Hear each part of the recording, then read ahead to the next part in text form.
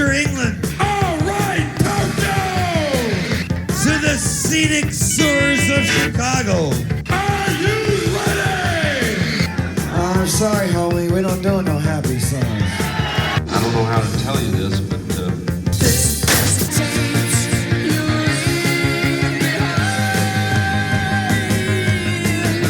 That's right. This is Tapes You Leave Behind. I'm your host, Brian, joined as always by my co-host, Emerald. Hello. And today we're doing another bout of listening to history. This is part 3. 3 more songs that cover actual events in history. There's a lot of them. There sure are a lot of them. And we're going to be probably a bit of a Debbie Downer today. Oh my God. Isn't more murder? Yes. Now, what I might say is not all 3 of them may be murder, but all 3 of them might be murder. So all 3 of them are murder. One of them's a mystery, so that's kind of fun, but it may be murder. But it might not be murder, but you'll have to wait and see. I'll stick around for that one. If I'm a betting man, I'm betting that it is murder. It may also depend on what your definition of murder is. Okay. Without further ado, I moved on this before, so just a real quick rundown. As I said, we're going to cover 3 songs here today. We're going to look at them, kind of contextually of what the song is, and then dive into what they're talking about. We're going to talk about that moment in time, what they're covering, how well do they cover it, and in one of these cases, are they actually a part of that event due to their proximity and releasing of the song? Just super interesting. I don't think it's actually been something in any of these we covered before where the song itself kind of became part of it. Like it comes out around the time of the event? Yeah. Okay. You'll have to stick around to find out what that one is, because it's not the first one. No, today we're starting off with the Dead Kennedys, the track I Fought the Law. Now, if you know anything about the song I Fought the Law, it's not a Dead Kennedy song. This is a cover. Sure isn't. Now, the original one, I Fought the Law and the Law Won, very generic. Yeah. Right. Song about fighting the law, getting arrested, and then working on the chain game, breaking rocks. Yeah. The Dead Kennedys, in the way they are, took the structure of the song and turned it into something totally different. I fought the law and I won. Because unlike the original one by the Crooks in the 60s, or probably more famously by the Bobby Fuller 4 in 1964, Or the Clash. or even the Clash in 1979, the Dead Kennedys would write theirs about an actual case of murder. Oh. And potentially a case of justice, not served. Now, I have one quick caveat with this. So this is an event that happened, and I couldn't find when this song was actually written. It's like one of those old... It's a punk song that came out on like a compilation Oh, you're talking about the Dead in Kennedys 1986. version. Yeah. Oh, okay. Sorry. Yeah. I found all types of when they actually wrote this song. Wikipedia claims it was written in 1978, which is insane because this happens, what they cover happens in 1978 in November. So that did not happen. That didn't happen. They would have had it wrote it in, what, a month? Yeah, and the drummer credited on it didn't even join the Dead Kennedys till 1981. So... Yeah. So that didn't happen. They didn't record it then, but as I said, they didn't come out till 1986. But some of the lyrics would suggest they probably did write it ahead of that. So it's probably something they just had sitting around, performing it live here and there, but not actually putting it out until this compilation came out. So let's jump right into it. We are talking. I said I Fought the Law, Dead Kennedys, and I Won. This is about the murder of George Moscone and Harvey Milk. I don't know much. You don't? Well, get ready, because I've written a lot about this one. I have 4 acts. Act 1, Okay. San Francisco politics. I know. Oh, no, Brian, you're bringing up politics. Don't worry, this isn't the news kind of politics. This is the extraordinarily boring, how do the politics and government bodies work section. So, to help understand what we're even talking about, I think it'd be just real quick breakdown of what was happening and what the government structure of San Francisco was in 1978. Okay. So to understand that, San Francisco has something called a Board of Supervisors, which is effectively, below the mayor but they like passed the laws. It's a council of 11 elected board members. And up until 1977, it was just a giant ballot, and the 11 highest vote received people got on the board. But in 77, they changed it because there's 11 districts in San Francisco to where each district elects their own person. And this led to a massive change in the structure. Pretty much the whole board kind of flipped around. Right. It led to the first single mother ever on the board, the first black woman ever on the board, the first Chinese American on the board Right. of San Francisco. And again, there's another thing weird about San Francisco.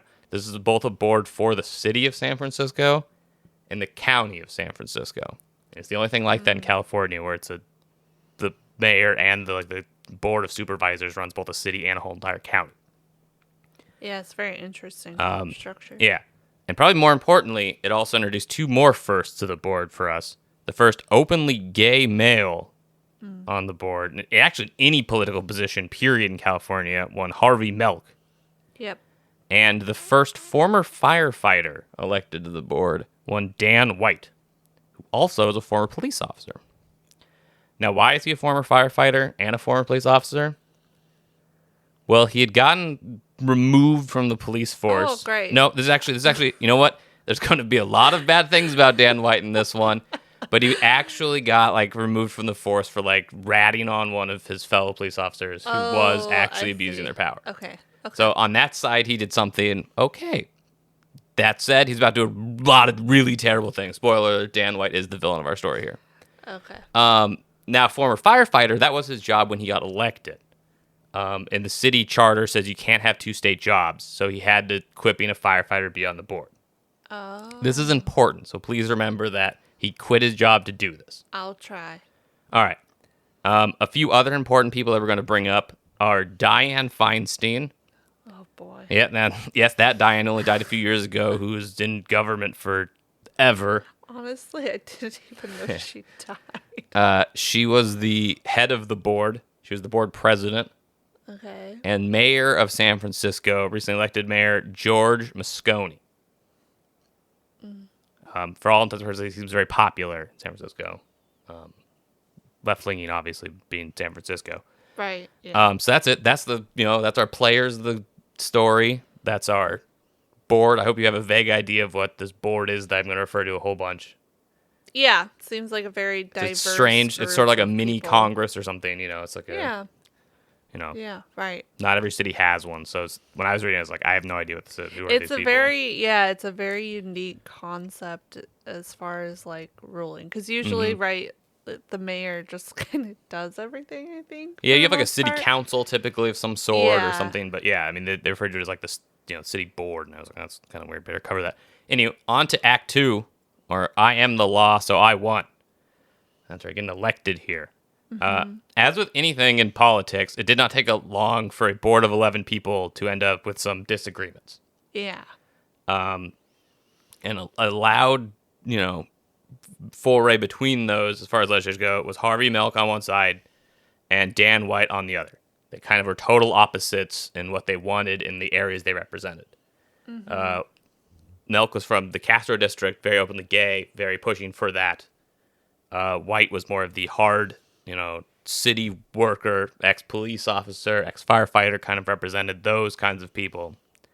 At a time when San Francisco was kind of viewed as a mecca for, effectively is viewed almost as a sanctuary or safe site for openly gay people. Right.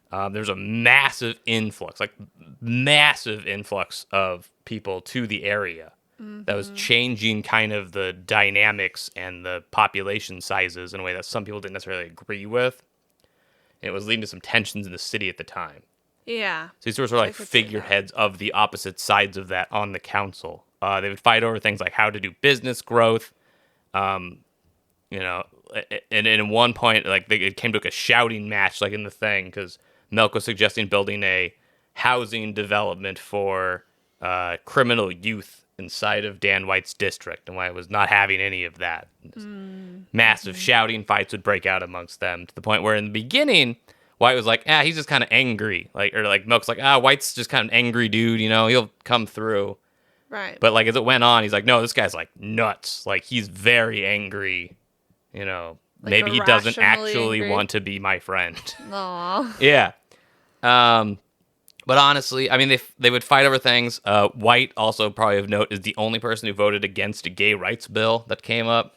Of course. Yeah. But He probably did it out of spite. It kind of sounds like a yeah, little bit, too. and honestly, like while they fought a lot in there, I mean, it seems honestly pretty standard for political banter. You know, shouting matches happen in Congress and Senate all the time. Yeah. They don't typically result in murder of any variety. I don't necessarily think this is the cause, but maybe something in a twisted mind that leads to violence. No, I think the cause is a much more standard human one, and that's monetarily. So if you remember, I mentioned before that he had to resign his job as a firefighter, right? Yep. And this led to apparently a large decrease in his income. I was able to find the salary of a board member in 1978 was $9,600 per year. I was unable to find the exact amount like a San Francisco firefighter was getting paid, but the median national average household income for that year was about $15,000. So I'd assume firefighters probably above that, Yeah, or or at least it, around yeah. there. It was apparently, I mean, it was clearly, you know, more than $9,600. Right. For the record, nowadays those board members get paid $160,000 a Whoa. year. That's nice. And that's not a direct inflation amount. Like the 9,600 is still pretty low by today's standard. So they've increased them quite a bit, maybe because of this. So to supplement his income, what he did, he ran a food stall down on one of the piers, called the Hot Potato, and he sold baked potatoes and French fries. So here he was running his board and a food stall on the pier when he wasn't on the board to make more money. Do you know much about this food stall? Like, was it just baked No, potatoes? it was baked potatoes and French fries. But I'm picturing like, you know, in England right now, they have those baked potatoes with like toppings. I mean, baked Have potatoes you typically seen have that? toppings, but Yeah, but nothing not crazy. like No, I was this. able to actually find a picture of him because I wanted to know what this food stall was. I was able to find a picture of him at it with the menu above him. There was like 4 things on it. It was like regular baked potato, like baked potato with some toppings. So no tuna. Nothing crazy. No, beans, no. French fries, and I think like a different kind of No like curry French sauce. fry. Nothing like that. Okay. No. I mean, this guy's. It's foil wrapped You look potato. up. You look up like 70s white man. Yeah. This is what this guy looks like. He's like Okay. just your generic. He's not putting curry sauce on the potato.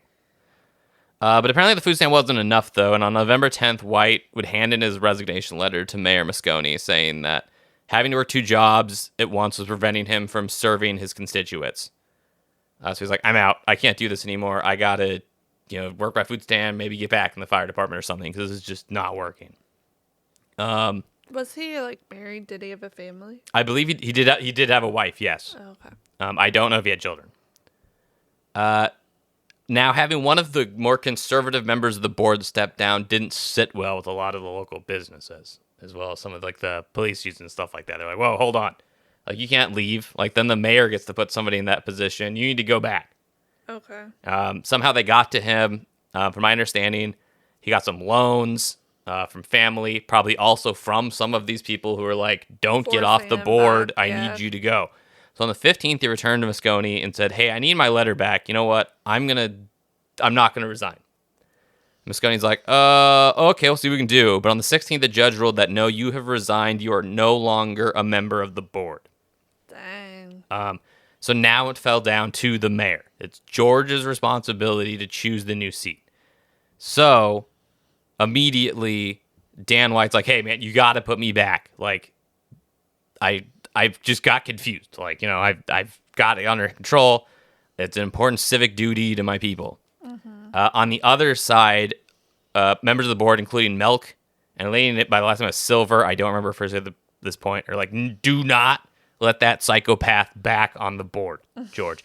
He is crazy. He would just like scream. Obviously, he's also politically against overwanting as well, but you just cannot bring that guy back. There's something wrong with him. But Dan White was very persistent. He's like, please let me back, please let me back, please let me back. And I think we mentioned this on here before, the concept that history doesn't happen in a vacuum, right? Because on the 17th, the mayor would say, I have, White, I have no plans to reappoint you. Ugh. But White's like, you know what? You got it, man. But then on the 18th, the Jonestown Massacre would happen.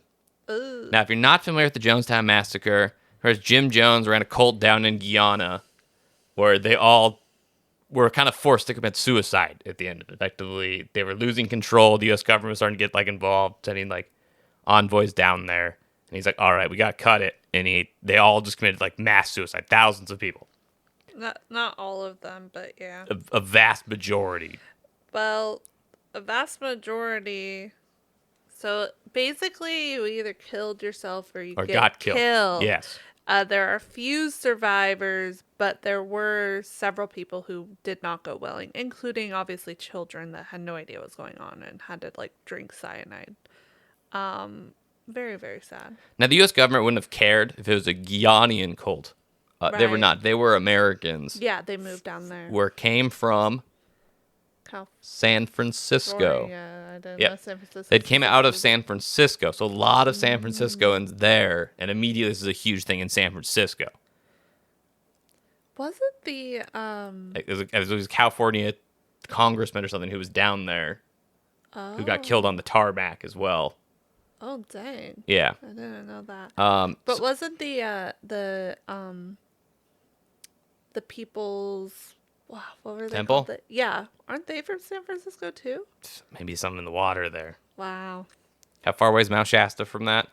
Anyway, so that would come in, and effectively that just became the mayor's thing. This is the news. Who cares about? Because this actually kind of been news in San Francisco. Dan White's stepping down. Obviously, it's local drama, but who cares? That's nothing. So now the newspapers don't care that much for a few days, and effectively the mayor just sort of ignored it until around the 27th.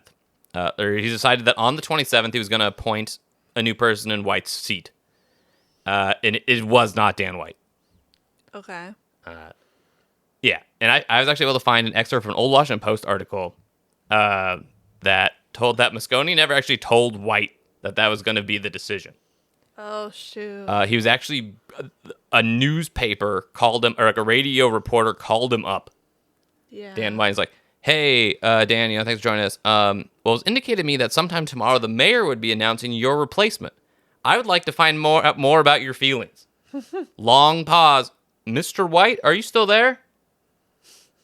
And that's considered the moment he found out when he was getting live interviewed. That's crazy. Yeah. So something clicked inside of White's brain at that point. He's like, I gotta get that position back that morning. Right. Yeah. So on the morning of the 27th, at 11:30 that day, they were supposed to have a press conference to announce Dan White's replacement. Mm-hmm. So Dan's like, I got to get there first and get my job back, or kill them all. Jeez. So now we move on to Act 3. Spoiler alert, I've dubbed this act using a line from the song, I blew George and Harvey's brains out with my 6 gun. So the interesting thing about the city hall, and as I said, nothing happens in a vacuum. San Francisco had been suffering from a bit of a left-wing terrorist problem of late. A group calling themselves the New World Liberation Front had been sending bombs to places around there. They had sent a bomb to Hearst Castle, a Coors Brewery, which interestingly, I believe I read something about the Coors Brewery, being anti-union, and somehow that was tied to Milk was fighting against that at one point.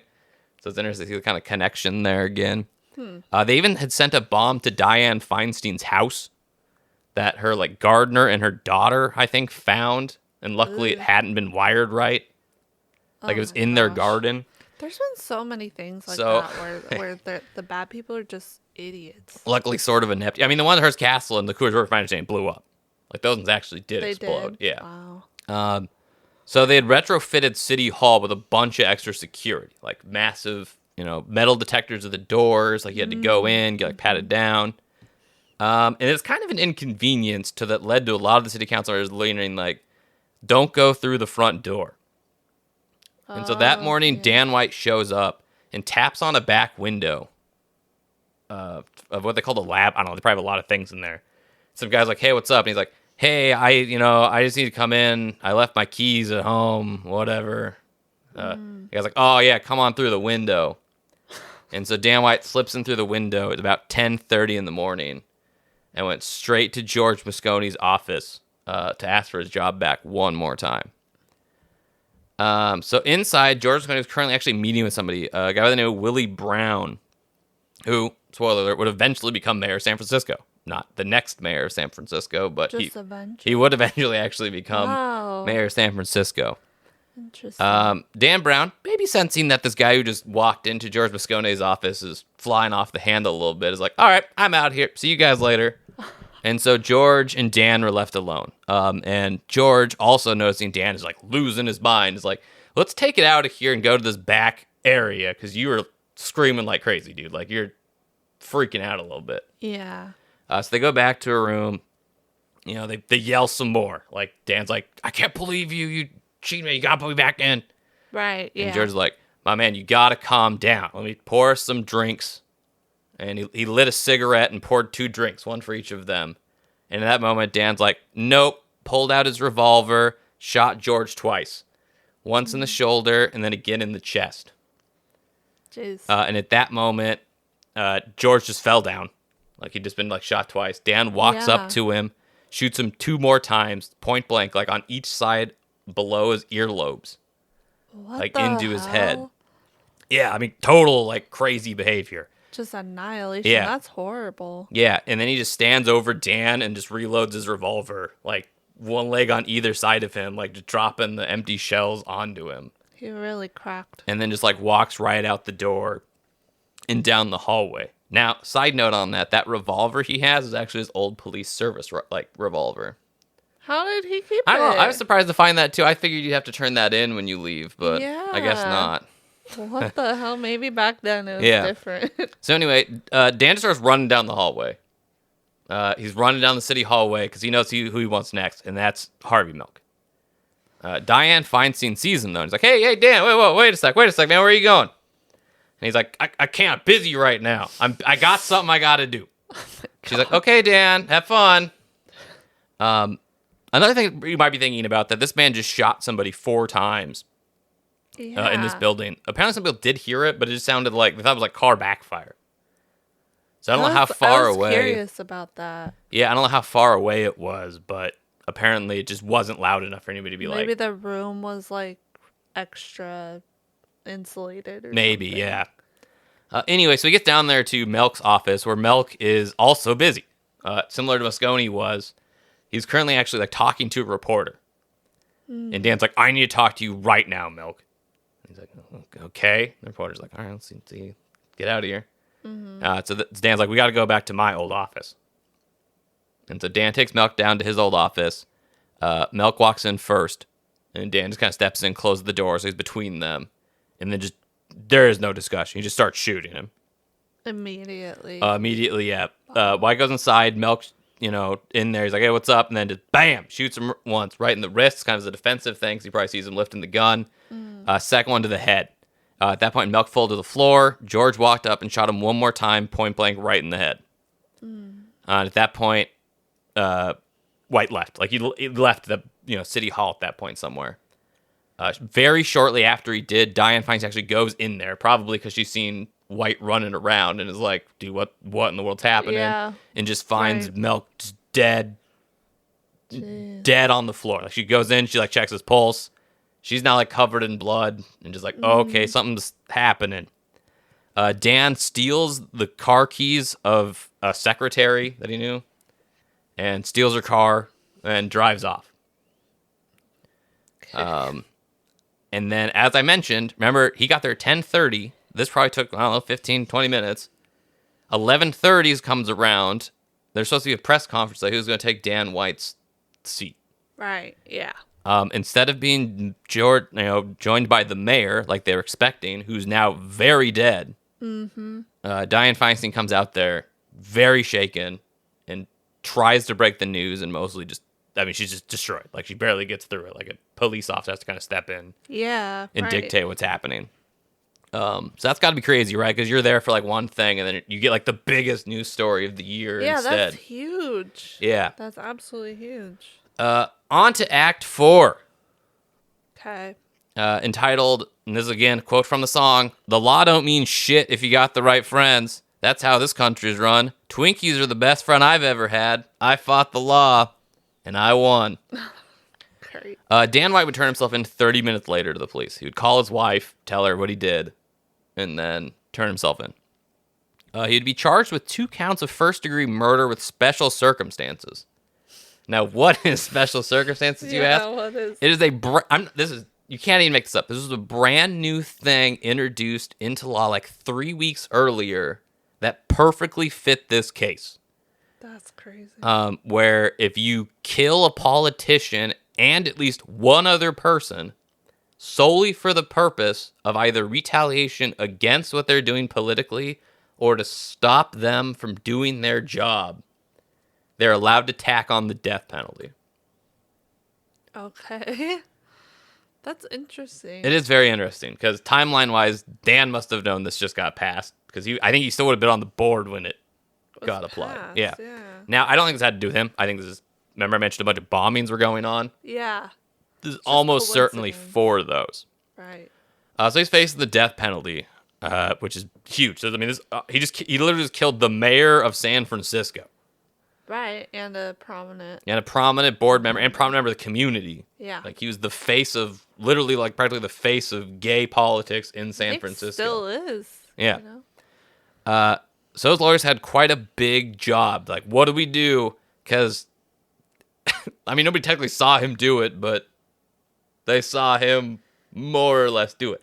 I mentioned there was somebody with George Moscone right before he shot him. Yeah. There was somebody with Harvey Milk right before he shot him. Yeah. Feinstein saw him leave Moscone's like side room and go to Run, Milk. yeah. Like it's done. He did this, and there's no Not to getting mention around the that. like the reasoning behind Yeah, it. yeah. I mean, they have bad blood, and he has clear motive to kill the mayor. So what does the jury, or what does his lawyers do? I think I come up with some reason why he's not in the right mindset. The crazy, yeah. He was exactly. depressed. Oh. You see, judge and jury, because of his depression, he had a diminished mental capacity and wasn't able to make sound judgments. Look, judge and jury, here's some proof of his depression. He's been eating terribly. He's been drinking a bunch of soda, and by God, he's been eating Twinkies. Oh my God, that's crazy. That's a crazy defense. Yeah. Well, you know what? It sounds crazy, but guess what? It worked. How? So instead of potentially facing the death penalty and probably life, they're like, you know what? He did have diminished mental capacity. Let's drop those charges down. And instead of 2 counts of first-degree murder, he was found guilty of 2 counts of voluntary manslaughter, Oh my God. which totaled to a total of 7 years. That is gross, actually. Now, I would like to clear something up. So this defense has been very grossly misrepresented in the newspaper as that he ate Twinkies that made him kill people.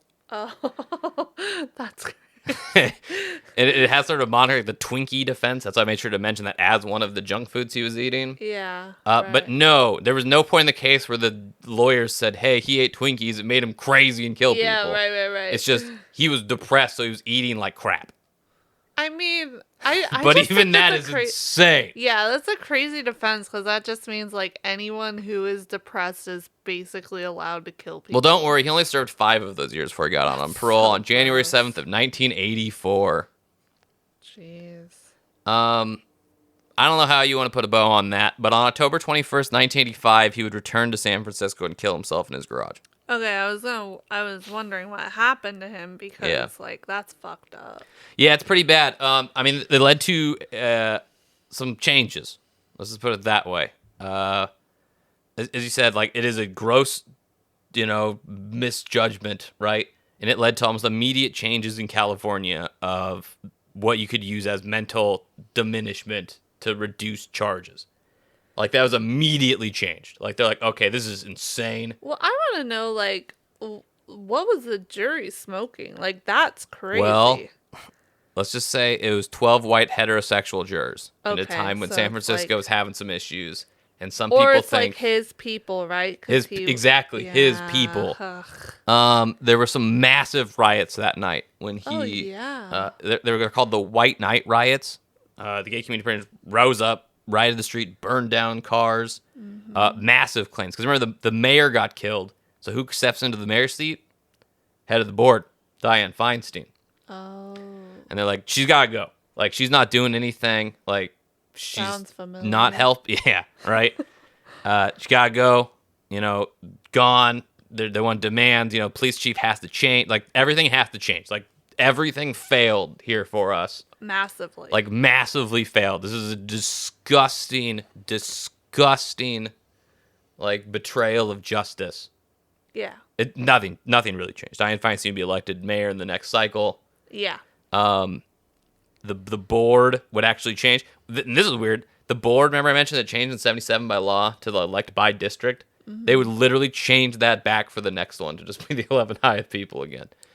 Though this would change, I think, sometime in the 2000s. It would then swap back to district representation. I think that makes more sense. Which makes more sense, right? Like, why Yeah. have districts and then you just have some weird tally thing? Another fact, so I mentioned those riots, right? A very prominent picture of them is out there in the world. The Dead Kennedys' debut album features a burning car on the cover, and it is from those riots. Wow. The song not on that album, but clearly it was already something in their brain. Yeah, of course. Huge. I mean, that's where they're from, right? Right. I also found a couple of quotes. Frank Falzone, the detective who took White's statement after the assassination, said that in 1998, he claimed that when he met White after, this was done, like, right as he was, like, getting out, he told him that not only were these killings premeditated, which, I mean, they clearly were. He showed up with a revolver at Yes. the house, like, snuck in through a back door. But he claimed that he also wanted to kill Silver, another farther to the left side, I mentioned her earlier, as well as Willie Brown. Oh. So he actually wanted to kill 2 more people. Quote, I was on a mission, Falzone claimed, White said. I wanted 4 of them. Carol Ruth Silver, she was the biggest snake, and Willie Brown, he was masterminding the whole thing. But he met Willie Brown. I guess because it's hard to kill 2 Probably people. 2 at once, yeah. Yeah. And who knows where Brown went? He probably was like, oh, that guy's nuts. Bye. Yeah, he He didn't just wanna deal left with City it. Hall at that point, yeah. So that's pretty crazy. But it sounded like after he killed Milk, he wanted to leave right away. Yeah. I don't know if that means like he didn't feel good about it, and so he didn't want to keep doing it. I would take Frank Falzone's quote with a massive grain of salt. I almost kind of don't think that, Oh. that he actually said that. But I found it interesting that this guy does claim that, because, I mean, he's a detective. It's tough to say with White dying right afterward. Right. Yeah. Yeah, and I think it's a good one, right? So this is one of those good history ones that I think teaches a bit, right? If you're not from there, and you Yeah. haven't seen the Sean Penn movie, Milk, is that who starred in it? The biopic about There's this? one with Is that who it is? no, well, I don't know. There's one that was in the mid 2000s with Franco, James Franco. James Franco? Yeah. It must probably the same movie. Oh, maybe. Yeah. Oh, Yeah. it was called Milk. Yeah. Yeah. Yeah. I don't remember who played Hard Milk. I thought it was Chef him, but I don't think so anymore. I don't think that's I that's think the it case. was James Franco. Really? Yeah. I could be off, but Yeah, I think the Dead Kennedys did a decent job capturing it and showing kind of their frustration and rage. I would suggest this probably did not get written in 1986. yeah. Since their point is that he got off, I think this takes place. But they read this quite a bit earlier. They're thinking, the justice was not served. Yeah, it had to have been after. They make reference in the song to him. Right, I'm gonna write up my book and make $1 million. Right. Clearly didn't happen. So it's sometime before that. Yeah. It is Sean Penn. It is Sean Penn, but also James Franco's in it. So, but Sean Penn is Harvey Milk. James Franco plays Scott Smith. I don't know. I don't remember Scott Smith. Josh Brolin is Dan White. Actually, I take that back. Was Scott Smith Harvey Milk's boyfriend? I kind of think that might be the case. Okay. Anyway, great cover. I think this is a super interesting one because we've done a lot of cover discussion here before. Mm-hmm. And Dead Kennedy's taking this and making it into something different. Yeah, not only is it just like different, but like applying it to a real life event is kind of wild to do. Yeah. To rewrite a song for an event, essentially. Yeah. Yeah. I got one last quote. Okay. I have a Harvey Milk quote from, like, as he was getting elected to the board. It said that he was feeling a bit of nervousness, a bit of paranoia. Obviously, as I mentioned, he was the first openly gay person elected to any position in California. He knew the tensions in the city. From what I read, the police force was considered very openly homophobic at the time. Oh, I'm sure. There's just a lot of fear. And he said at one point, if a bullet should enter my brain, let that bullet destroy every closet door. Damn. Yeah. That's huge. That's an amazing quote. Yeah. Wow. Darkly prophetic. Yeah. Yeah. Unfortunately, I think that nowadays it's, well, Yeah. I would say I nowadays don't- it's a bit yeah. more safe, but it's also not yeah. at the same time. Yeah. So. All right. Song number 2. No, not Blur. This is a song named after one of our greatest states in the Union, Ohio. Oh yeah, you know what the kids say. I love it. They love Skibbity Ohio. Ohio Riz or something. Crosby, Stills, Nash, and Young. I've heard of them. Heard them. We'll start off with a quote from the song. Tin soldiers and Nixon's coming. We're finally on our own. Yeah. So in addition to not being able to escape politics, I we're know. also not I able was to gonna escape say- murder. Yeah, I was gonna say we're staying away from politics in this episode for sure. Yeah. Take a step back. Last one happened in 79. We're going to 1970. As stuff was bubbling up, like really hadn't since probably the Civil War almost, in tensions in the United States. And it was all really tied to like the Vietnam War. Nixon had gotten elected. He allegedly, claimed he had a secret plan to end the war. That didn't happen. Strange. It was the telepaths and Yeah. Yeah, it was all the psychics. And on the 30th of April 1970, the U.S. would expand into Cambodia. And around that same time, Nixon also changed the rules around draft deferments for undergraduate students. okay. Meaning, because previously, if you were an undergrad at college, you couldn't get drafted. And so, needing more soldiers, like, nah, we got to get rid of that. Man. So, unsurprisingly, college kids who also already leaned kind of anti-war, Right. yeah. anti-Nixon, or now have another reason to just be immediately angry. And in one place in particular that really boiled up, and that was Kent State in Kent, Ohio. Starting on the 1st of May, a series of protests would sweep across the campus. That would, at one point involve the burning down of an Army Reserve building on 2nd that they had on the campus. Nobody's hurt in that burning, but they did burn it down. And fears in the city just went through the roof. Local store owners were claiming they were being told that if they didn't, put up anti-Vietnam stuff in their window, their buildings would get burnt down. Wow. They were told the whole city was going to get torched. Yeah. So the mayor was like, I got to do something. I got to call in the National Guard. So the National Guard came in and came to the campus. On the 4th of May, everything would change. The National Guard would chase a group of students up a slight hill, and at which time 29 of a group of National Guardsmen would open fire, firing a total of 67 live rounds, and into which 4 students, Allison Krauss 19, Jeffrey Miller 20, Sandra Lee Schuer 20, And William Schroeder, 19, would die. 3 on the scene, 1 slightly after, and 9 others were wounded.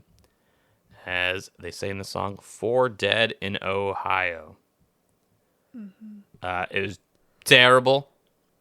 Yeah, super fucked up. And the immediate public reaction was, damn, those kids should not have been there. They're trash. Yeah. The public sentiment actually at the time was very anti them. Nixon had famously said, protesters are bums. Okay. The mayor had called them... Dick.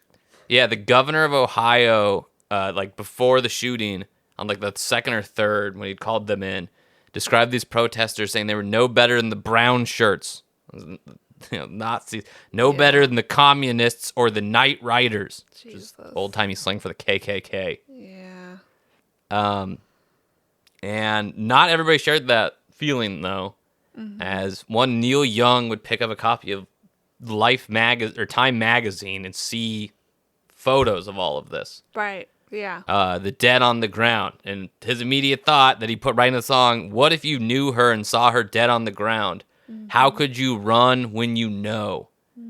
He felt disgusted, he said, watching like the news. They're trash. And he's like, how could you possibly, if that was your daughter, you would never think that. Yeah. Right. They're dehumanizing. Yeah, them. completely demonized. It's like it's disgusting the way they view these people as literally nothing. And Crosby's like, dude, you're mad. Make a song out of this. Right, Like, just stop talking. You've so much passion flowing here. Write that down and put some music to it. And in less than 3 weeks after the incident, they would record that song. It would come out in June as a single. The B-side being a track penned by Stills to the ode of dead soldiers called Cost of Freedom. Find the Cost of Freedom is the song, Buried in the Ground. Right. Talking about the soldiers that were lost. And as I kind of hinted at the beginning, this might be one of the first songs we've covered these histories that actually impacts the event in some capacity. Like this would come out not even like a full, or maybe like slightly a full month after. It's in an event at a time when lots of things were happening. There were other protests elsewhere. All of a sudden, you had a national-wide hit about this one incident, something that the government probably would have liked to just sweep under the rug. Yeah, because it's like, that's like the peak Yeah. of CSNY. It's also at a time where there's a lot of people against, obviously, the Vietnam War, right? Mm-hmm. So, yeah, and the whole idea of going to the supermarket and picking up a newspaper that has like dead college students on the front sounds so crazy, but I know back then there was a lot of intent to show things like that in the media Mm-hmm. that hadn't been done before. Yeah. Which caused a lot of people to radicalize. Right. Right. We're doing heavy quotes on that. Radicalize against war, essentially. I'm curious, is this like, I mean, it's probably the biggest anti-war song. No. At least the one that's like super direct, right? Like, I mean, Yeah. there's no beating around the bush here. Like Neil hid nothing. Very literal, It's so yeah. directly about this event. In the, as you said, like Nixon's coming. We're on our own. Like effectively, it's like the shout, like, hey, like they've abandoned us. Like it's us versus them. And as the song goes on, how many more? Like 4 dead. How many more? Like Right. they're just gonna keep using us. As fodder. You stand against them as they try to steal your children. Yeah. They just shoot you. Right. I noticed very strikingly the single cover. It's black with like the lyrics in white, like printed on it. I've seen a lot of singles. That's not super common. Typically, there's either some sort of art or just like basic text. I mean, they Or clearly, image, yeah. yeah, they printed. They wanted it known. Like these are the words. Not that Right. there's a lot in Ohio, but Yeah, read it. but- Yeah, Look. yeah. They're trying to put emphasis Yeah. on the content. yeah, and yeah, I think you're probably right. That it's probably the largest, very direct at the time, like, this is the issue. That's what we're talking about. There's no, it's not Yeah. run through the jungle, Right. like CCR kind of thing, where it's, about it kind of. Like, this Yeah. is, huge. Because, you have, like, other stuff, right? That's, like, Country Joe and the Fish or something. Like, but that's not number one hit in the nation. Exactly. Like, this would, cause it to be talked about and everywhere. Like, it got banned from some radio stations. Like, certain Yeah. stations are like, I can't play that. Yeah, and it definitely like it's funny because my imagery of the 60s is like hippies versus like I don't even know normal people like The yuppies. Yeah. Yeah. So having this kind of be a huge anthem, I think both sides could agree on. Like, obviously hippies are known to be anti-war, but I think this event probably rocked a lot of people, just anyone. Yeah, because it's doing the same thing you talked about with, like, the news, right? This is the first word where they're showing you live on TV Exactly. what's happening. Now the music's showing you what's happening in your own country. Yes. Like, you can't look away. It's everywhere. Televising the revolution, if you will. Yeah. Yeah. Great song. Truly is good. It's interesting, right? Because, I mean, the time is crazy for something like that back then. Like, to have it written, recorded, put out So quickly. so Yeah. quickly. Yeah. Yeah, it's incredible. It's just very real, I guess is how I would describe it. Yeah. It's just a really great song in general. Like, it's Yeah. kind of catchy, and it's a Neil Young song. There's Right. It's not much to say about Yeah. it, but it's just like so raw, and I totally believe what you're saying of Neil Young just like immediately thinking things and saying them, and I could totally see Graham Nash being like, "Brother, Yeah. just write it down." Yeah. Yeah. Um, Yeah, I love it. It's just a good, because at first it doesn't necessarily sound Crosby, Stills, Nash and Young, but like the end of it, when it's going like how many more, like Crosby gets like progressively more and more, like almost like unhinged in the way he's like, singing that Delivering like it, yeah. backup vocal Yeah. getting like more and more and more intense. Yes. Yeah, Uh, I do. I love the end of that song because it's just chanting how many more over and Yeah. over and over again, and yeah. It's great. Yeah, it's a great song. Horrible event. Horrible event. Yeah, just like the first one. Great song. Horrible event. Yeah. Yeah. right. All right, for song number 3, I would be probably wrong if I said this was in some way better, because death is still bad. Is it less of a bummer though? I think so, because on one side you could potentially make an argument this person may not have died.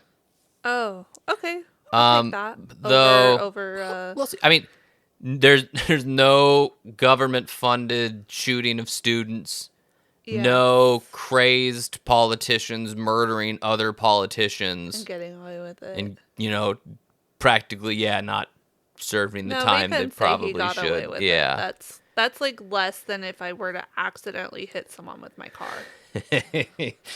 Yeah, this is also probably the first one of these 3 that you probably haven't heard. This is a track called Michael Rockefeller by Guadalcanal Diary. I know this one. This is on their debut EP, Watusi Rodeo, as well as their second album, Jamboree. Quick some of the lyrics. Poor Michael, all alone, lost in the steamy jungle, lost in the hands of God. So we got a missing person, and that person, as the title alludes to, is one Michael Rockefeller. Emerald, you remember the Rockefellers? We talked about them when we Yeah. went over Billy Joel. Yeah. Very famous, very powerful family in New Extremely York. powerful. Yep. Extremely rich.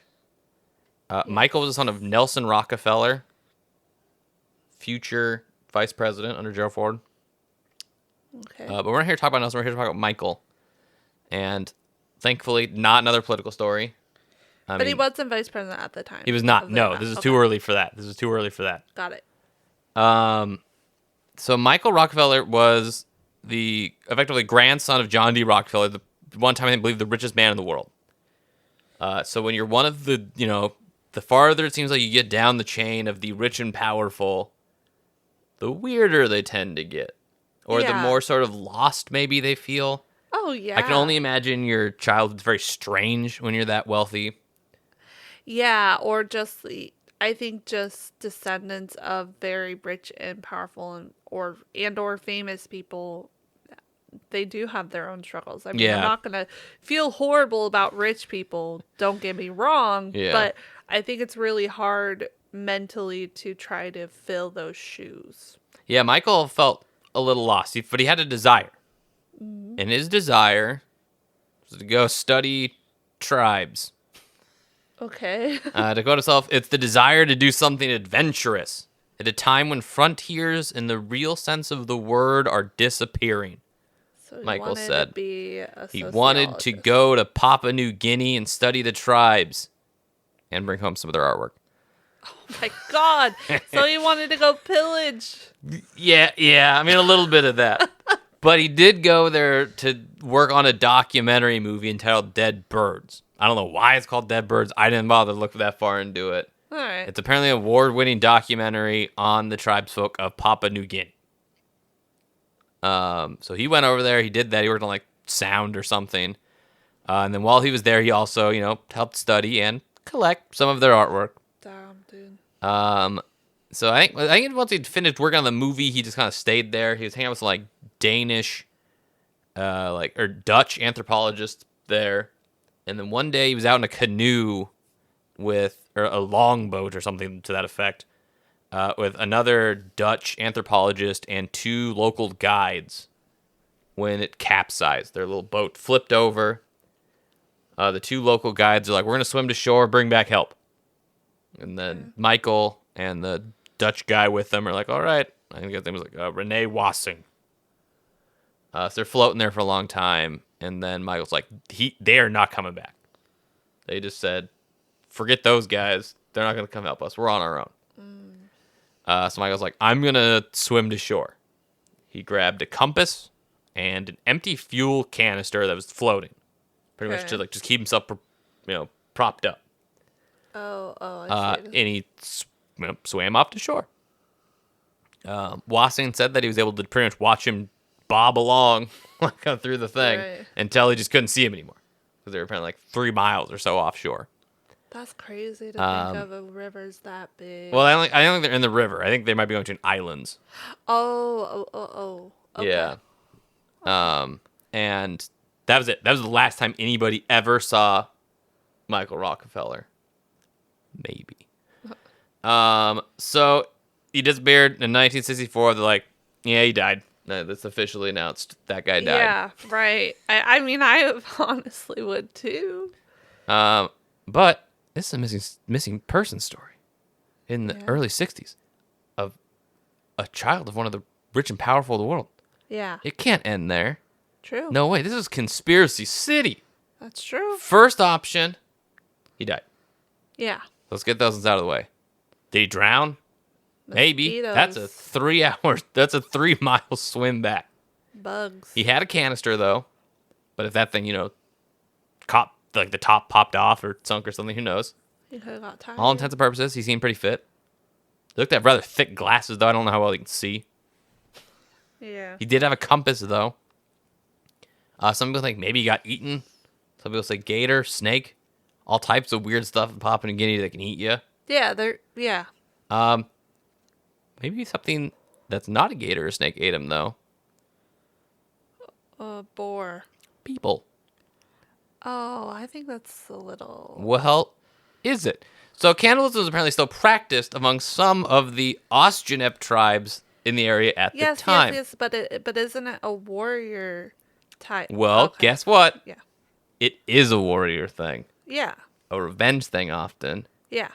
And the Dutch had killed some of their tribesmen recently. Oh, my man. And then a white man just showed up on Oh, shore. shoot. Damn it, Michael. And there's apparently some evidence actually to support this. 2 missionaries in the area claim that they had gathered enough reports from different people, like tribes in the area, that Michael was indeed found alive in the water and then immediately just stabbed to death once they pulled him ashore as revenge. No. Ate him, turned his bones into weapons. Right. In 1961, a minister was told by locals that Michael was indeed eaten as well. So we got at least 2 different groups of people who claim that they'd heard from locals that, yeah, we found this weird white dude who washed up on shore. And guess what? Revenge time for you killing some of us. We ate that guy. I didn't think about that they would be like, oh, freaky white man killed me, I'm going to eat him. Yeah. Because, yeah, I know, like there's this racist idea that these tribes just eat people for fun, but it's actually like a ritual that they do.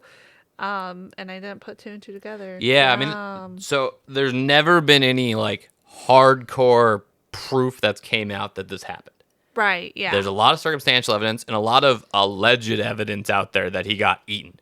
Allegedly, the Dutch government came in contact with some pieces of Michael, maybe. What? And are like, we cannot let that get back to the United States. Oh, they're scared That they'll their get dude in got trouble. eaten because of us. And so they just buried that. Allegedly, also, What Michael's are the Dutch doing out there? colonizing. I didn't know that they... Am I crazy?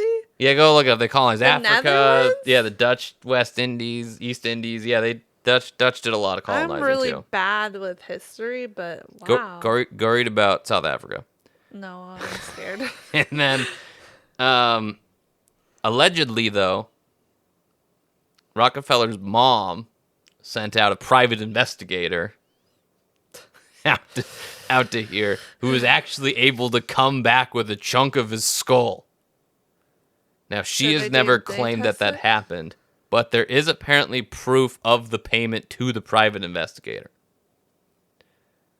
Okay. So, I don't know. It's weird that the most evidence exists is that this dude actually did indeed get eaten. Yeah, that's like multiple reports. Yeah, it's at least And- 3. Yeah. Now, again, I don't know. It's from the 60s and onward, the time when Yeah. this thing is.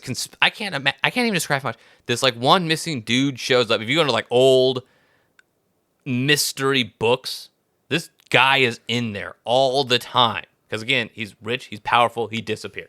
Yeah, they're fascinated by him. Yeah, weird Michael Rockefeller went off and got eaten. That's crazy. That's a great story. In Search of Leonard Nimoy did a whole episode on this guy. Yep. That also included theory number 2. He did not drown. He did not get eaten. He said, I want to I'm stay living here. I here. am, I'm going to go I'm live in the jungle. I am Tarzan." George of the jungle now. Yeah. City life is not for me. That's my favorite theory because it's Happy? well that and like I like to think that he fantasized and just really loved the idea of the jungle.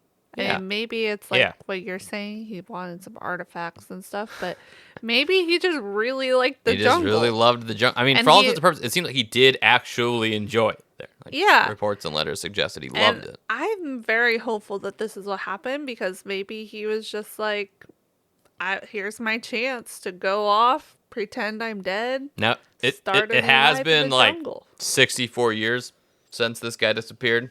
Yeah. He's 20-something, so he's probably dead now. Yeah. But allegedly, in 1969, a photograph was taken.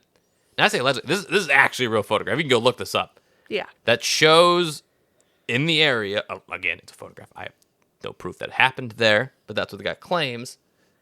Is them rowing their boats, and amongst the tribesmen is this much smaller little white dude who kind of looks like Michael Rockefeller. Yeah. So maybe he really did just abscond out there. There's some like real fringe theories that he became, some sort of powerful tribesman, like almost like here's the weird white dude showing up, and they're like worshiping. Here's your weird, Oh, questionable like Pirates things. of the Caribbean. Like Pirates of the Caribbean, or Yeah. Heart of Darkness style. Yeah. Here's the strange guy shows up and he becomes like a big They part think of the he's village. He's some God, sort of yeah. god or knowledge giver, but I don't. I think he got eaten. I honestly, I've always thought he probably just drowned. That's what I would, yeah. But it that's is my weird. person. It's one of the things, right? There's 3 pieces of evidence of people saying, "Oh yeah, we heard he got eaten." I don't know. They kind of all made that up. I choose to believe he's still in the jungle. Still out there, doing it all. He might be dead, but his body's still in the jungle. Yeah. But I think that is a happier ending Happy ending for Mr. Michael Rockefeller. versus getting eaten by tribesmen because they think that you're Dutch, or just dying by like a piranha bite. I don't Piranha know or if piranhas crocodile live or something, there, but yeah. yeah. Yeah. Or Well, mosquitoes. Hey, he got immortalized in this not in any way, shape, or form hit by a band that, It's a hit to me. doesn't have a lot of staying power. But hey, it's a good song. I love it quite a bit. Yeah, me too. As they say in the song, American in Paradise, no need to fear the land. That hubris that, Michael even said himself, there's not a lot of frontiers left, gotta go. yeah, they right. still are. It'll be fine. It'll be fine. It'll be fun. Yeah. Yeah. Lyrically, I don't think this one covers the event very well. It mostly seems to focus on the Yeah. grief of the family. Right. Yeah, and the I guess wishes of Michael. Yeah. Mm-hmm. Sort of poking fun at them. There's a lot of earlier Guadalcanal songs kind of deal with sort of that hubris, that kind of anti-colonialism subject matters of going into Africa, Yeah. looking down on tribes or anything, and somehow they're lesser people.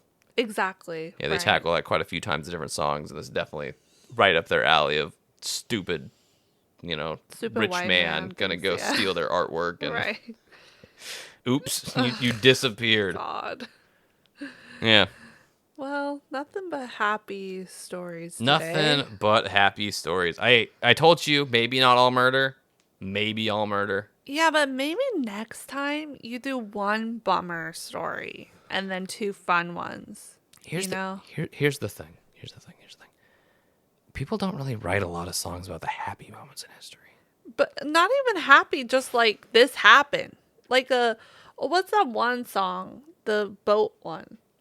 Is that one The sad? boat one? Yeah. The wreck of the Edmund Fitzgerald? Yeah. They all died. Oh, okay. I that's will sad. do that one, and I'll teach you about probably the most famous maritime disaster since the Titanic thinks of that song. That is sad. Yeah, what see, that's my point. about- I'm sure I can find one on the Challenger disaster if I looked hard enough. There's plenty of horrendous songs online about 9/11. Yes, there really are. People don't really write about the nobody's like, We could do a whole episode on 9/11 songs, country songs specifically. yeah, nobody writes about like, oh, I successfully crossed the Atlantic in a boat today. It was great. There's there's nothing. I'll tell you, I just thought of one. Okay. I'm not telling you. You gotta wait. No, Wait. you But have I to promise think you, of I many. promise you, I will show up with a happy one next time. Okay? How about that? At least one song where nobody dies. I don't even care about that. It's fine. Like, if there's a song about like Hitler killing himself, like I feel like that could be happy. I'm sure I could find that. Yeah, I'm Guarantee not you worried. there's a 80s punk track Or about like that. a murder ballad that's like this guy is a piece of shit and the town killed him. Not where the bad guy wins. Yeah, do something like that. Stop doing these where it's like, freaking guy kills famous politician and only does 5 years in jail and then kills himself. Oh, the government killed 4 college students and nothing happened. Then it's not any different today. Cool. Also, like Michael Rockefeller was kind of fun, but like, it's. I need one. I need one bummer, 2 either happy or just fine. As Mike Ness says at the top of our show, sorry, homie, we don't do no happy songs. Oh my God. All right, this has been Listening to History, part 3, I think. Yeah. Catch us next probably. time where I struggle to bring in something that's not a bummer. Just one. Hopefully, while I was sad, hopefully you still learned something and enjoyed it a little bit. I learned a lot. Hopefully you go listen to some Guadalcanal Diary. I'm sure they could use it. Watusi Rodeo. Great album, front to back. Put that one up. Yep. Alrighty. Catch you guys later. I'm Brian. This is Emerald. See ya. Bye.